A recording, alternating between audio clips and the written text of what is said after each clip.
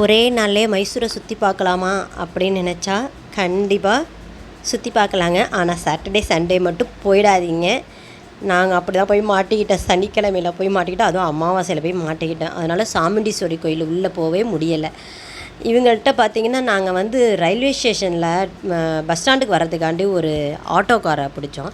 அவர்கிட்ட நான் யதார்த்தமாக கேட்டேன், இங்கே சுற்றி பார்க்குறதுக்கு ஏதாவது இடம் இருக்கா அப்படின்னு கேட்டேன். சுற்றி பார்க்குற இடம் இருக்கான்னா எப்படி பார்க்குறது என்ன அப்படிங்கிறத விசாரிச்சுட்டு இருக்கும்போது அவர் சொன்னார், நீங்கள் எப்போ போகணும் என்றைக்கு போகணுன்னு கேட்டார். நாங்கள் நாளைக்கு போனாலும் போவோம் எல்லாருமேன்னு கேட்டாங்க. இல்லை நாங்கள் 2 பேரும் அப்படின்னு சொன்னேன்.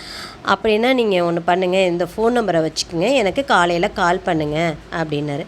சரி நானும் ஃபோன் நம்பரை வாங்கி வச்சுக்கிட்டேன். அப்புறம் பார்த்திங்கன்னா விடிய காலையில் நான் எங்கள் நாத்தனார் வீட்டில் போய் வெள்ளிக்கிழமை போய் ரெஸ்ட் எடுத்துகிட்டு சாட்டர்டே காலையில் 5:30க்கெலாம் எழுந்திரிச்சு அங்கேருந்து வரணும். 2.5 மணி நேரம் ட்ராவல் எங்கள் நாத்தனார் வீட்டிலேருந்து இங்கே வந்தது. ஏன்னா அவங்க கோணிக்கப்பல்லுங்கிற ஒரு ஊரில் இருக்காங்க. அதனால் வரத்துக்கு கொஞ்சம் லேட்டாக இருந்துச்சு. அப்போ கரெக்டாக 9:30க்கெலாம் வந்துவிட்டோம். இங்கே 9:30க்கு வந்தோம். அவர் ஒரு ட்ராவலுக்கு கூட்டி ஃபோன் பண்ணணும், அவரே பிக்கப் பண்ணிக்கிட்டாரு. போய் ஒரு ட்ராவலில் போய் இன்ட்ரடியூஸ் பண்ணி வச்சார். அப்புறம் அந்த ட்ராவலில் வந்து தமிழாக என்னான்னு கேட்டாங்க. தமிழ்னு சொன்னோம். உடனே அவங்க சொன்னாங்க, தமிழ்னு சொன்னோடனே நல்லா பேசினார் அவர். பேசிட்டு இந்த மாதிரி ஒரு ஆளுக்கு 400 ரூபா, இத்தனை இடம் சுற்றுவணும் ஒரு நோட்டீஸ் மாதிரி கொடுத்தாரு. அதெல்லாம் பார்த்தோம். பார்த்துட்டு முடிச்சுட்டு ஒரு 400 ரூபா, ஒரு ஆளுக்கு 400 ரூபான்னு சொல்லிட்டு 2 பேருக்கு 800 ரூபா வாங்கிக்கிட்டாங்க. அங்கேருந்து பிக்கப் பண்ணிட்டு மறுபடியும் எங்கே அந்த பஸ் நிற்கிதோ அங்கே வந்து அந்த ஆட்டோக்கார் கூட்டிகிட்டு போனார். அது பார்த்திங்கன்னா இந்த ராஜ்மோகன் பேலஸ் கிட்ட பஸ்ஸு நின்றுச்சு. அதாவது அங்கே போனதுக்கப்புறம் ஒரு கைடை இன்ட்ரடியூஸ் பண்ணி வச்சாங்க. அவர் வந்து பார்த்திங்கன்னா தனியாக, அதாவது நுழைவு சீட்டு நம்ம போய் சீட்டெல்லாம் வாங்க வேண்டியதில்லை, என்ட்ரன்ஸ் ஃபீஸ்லாம் நம்ம கொடுக்க வேண்டியதில்லை, அவங்களே எல்லாமே வாங்கி வச்சிடுறாங்க. ஏன்னா சாட்டர்டே சண்டேயில் நீங்கள் என்ட்ரன்ஸ் ஃபீஸ் வாங்கவே முடியாதுங்க. என்ட்ரன்ஸு உள்ளேயே போகிறதுக்கே அவ்வளோ நேரம் ஆகுதுன்னா அப்போனா க்யூவில் தான் நிற்கணும். ஆனால் இது ஒரு வசதிங்க. அவங்க கூட போனாலும் அவங்க முன்னாடியே வாங்கி வச்சுருப்பாங்க போல். அதனால் நாங்கள் எடுக்க வேண்டிய வேலை இல்லை. அதனால் அவங்களே எடுத்து வச்சுருந்தாங்க. நம்மக்கிட்ட அதுக்கான பணத்தை மட்டும் முன்னாடி வாங்கிக்கிறாங்க. கைடுக்கு ஒரு 50 ரூபா வாங்கிட்டாங்க.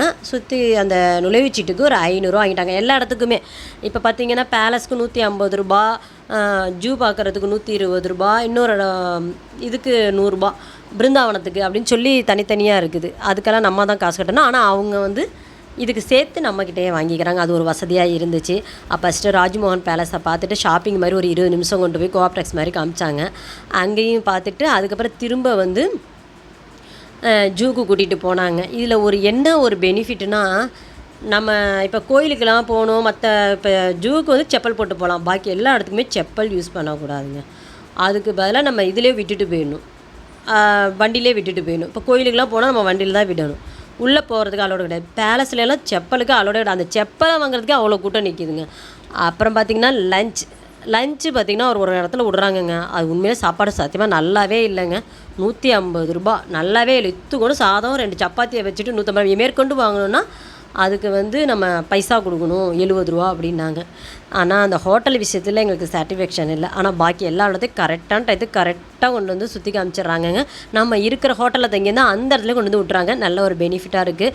இது பொறுத்த வரைக்கும் நான் கொஞ்சம் என்ஜாய் பண்ணேன். ஆனால் சாட்டர்டேவாக இருந்ததுனால கொஞ்சம் என்ஜாய் பண்ண முடியல. நீங்கள் மற்ற நாளில் வந்து என்ஜாய் பண்ணுங்கள். 1 டே டூர் காசு கம்மியாக இருக்கும்.